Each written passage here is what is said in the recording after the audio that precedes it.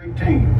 There's no team greater than this South Carolina team, but this is a real hurricane that we have coming, and our goal is to protect lives and property. We know that this evacuation order that I'm issuing is going to be inconvenient for some people. It's going to be inconvenient, but we do not want to risk one South Carolina life in this hurricane. So we're willing to suffer some inconvenience. South Carolina's a great place to live. This may be inconvenient. This is a very dangerous hurricane, but we are not going to gamble with the lives of the people of South Carolina, not a one. That's why we're doing what we're doing.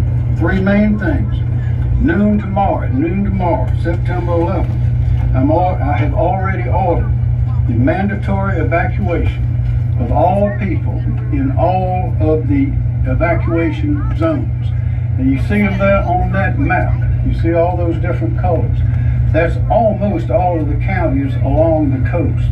It affects all 8 counties, and I will read them. You see those zones. In the darker the colors, the more danger there is in those zones.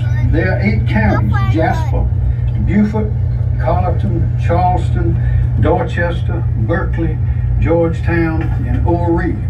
There are plenty of ways you can go online and find out exactly where your zone is. You can call the authorities. But as of noon tomorrow, I'm ordering a mandatory, not voluntary, but mandatory evacuation of everybody that is in those zones. Now, how are we going to get everybody out? We issue an order for that too. At noon tomorrow, we're going to reverse the lanes on 4 big roads leading from the coast. There are a lot of evacuation routes on different roads leading from the coast, and you can find them online right here with the Emergency Management Division and other places as well. But there are 4 on which we're going to reverse the lanes, so that all of the lanes will be leading out. Starting at noon tomorrow. You can't go to the coast on these roads. You got to come away from the coast. And they are I-26 leading from Charleston all the way to Columbia. Will be one way, and that's away from Charleston. Highway 501 in Myrtle Beach will also be reversed, leaving Myrtle Beach, not going to Myrtle Beach. Then highways 278 and 21 in Beaufort County will be ready for reversal. Ready for reversal with people standing by at noon, and we'll make the decision then whether to reverse at that moment or to do so later. So those are the 4 roads that will be reversed. I've also issued an executive order to get people out of the way and to make way for the people. It'd be about 1 million people, we think, will be leaving the coast trying to escape this big hurricane. About 1 million people. So we have to clear the roads and get people out of the way so these can come through. And also, by closing some of these offices, the people in those offices, those state offices, can work in the emergency management capacities that they already work in. I've ordered the closing of government offices, state government offices, not county, state government offices, not municipal, state government offices in 26 counties, except for essential emergency personnel. Those counties are shown in red here. There's 26 of them, and I'll read them to you. And these are in alphabetical order. They're Aiken, Allendale, and these offices will not be open tomorrow at all. The schools, the state offices and the schools will not be open at all tomorrow. The roads and all those are for 12 noon tomorrow. But these offices, state offices and schools in these counties won't open at all. Those people need to be preparing for this hurricane. Aiken, Allendale, Bamberg, Beaufort, Barnwell, Berkeley, Calhoun, Charleston, Colleton, Clarendon, Darlington, Dillon, Dorchester, Florence, Georgetown, Hampton, Horry, Jasper, Lexington, Lee, Marion, Marlboro, Orangeburg, Richland, Sumter, and Williamsburg. We don't want the school children in harm's way.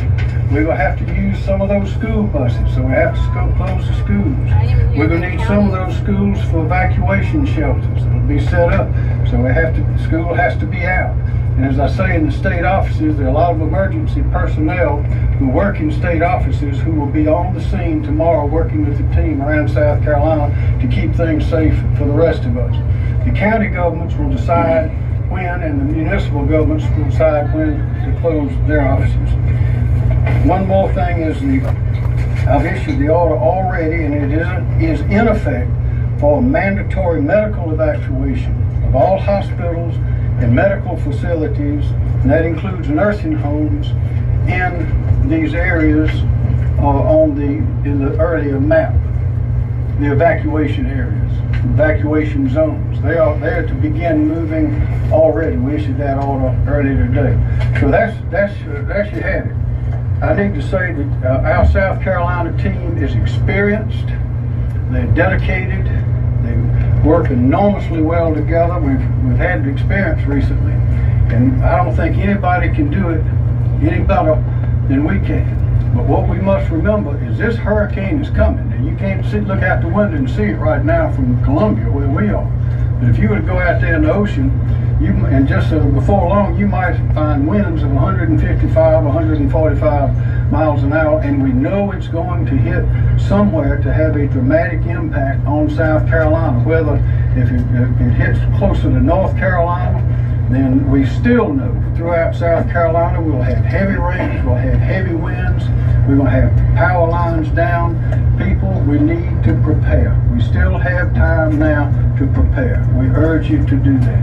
General Livingston. Thank you, Governor. Team South Carolina is moving into position. The entire team, the team you see behind me and beside me, to facilitate the evacuation, but we're also positioning to do post-storm activities that include search and rescue, evacuation, wellness checks, security, and route clearance. So we are well positioned with people that are already in position to not only deal with the storm as it comes in, but also deal with the aftermath of the storm. From the National Guard perspective, we currently have 1,600 soldiers on duty, and that number will increase as the needs increase. We suspect it will go well past 3,000 as we go into Wednesday. Thank you, Governor. Thank you. Ms. Hall. Thank you, Governor.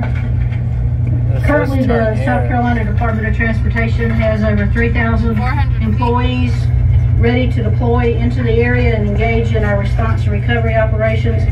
We are in the process of moving 35 crews specifically to the coastal area in order to be able to respond to this event. In support of the Governor's evacuation order and anticipation of the increased traffic on our highways, we have already extended our motorist assistance programs, our SHEP program along the I-26, I-95, US 21, and US 278. We have also moved to 24-hour operations on our welcome centers and rest areas in order to provide those comfort stations for our travelers across the state. Finally, we have done an extensive planning exercise along with our partners at the Department of Public Safety to pre-identify some routes for evacuees to use. I encourage you to go to the EMD website and locate the route that's closest to you and will make sense for you as you plan to evacuate.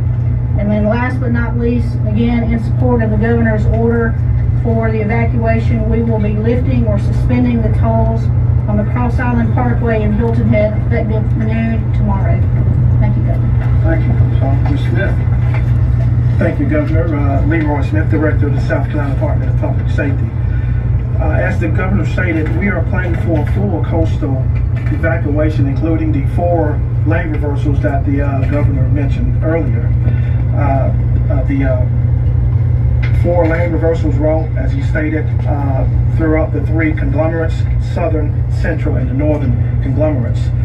We are planning for a large-scale evacuation. We want to maximize the use of all lanes. We're going to use an operation, as I stated earlier, called lane reversal. That means that lanes traveling, if I may focus on the I-26 corridor, lanes traveling on I-26 from Charleston to Columbia, both east and westbound, will proceed in the same direction, heading away from the approaching storm. Our goal is to move as many evacuees away from the threatened area as quickly and as safely as possible. How do we implement it? We have an ingress, that's the beginning. That's where we will load the vehicles on the reverse side. And we have an egress, that's the end. That's where the vehicles will exit the reverted side. How do we clear for lane reversal? We will flush the normal traffic of the eastbound lanes of I-26 in Columbia. And when the order is given, we will divert the eastbound traffic on I-26 to either US 321 or I-77 northbound.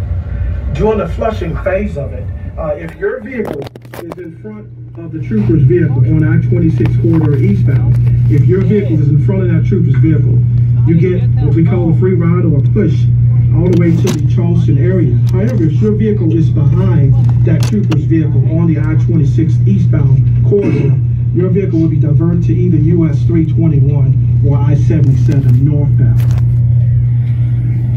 As the trooper is flushing the I-26 corridor eastbound lane, as the trooper passes an exit, we will also close that entrance ramp, restricting access to the eastbound lanes of I-26. We will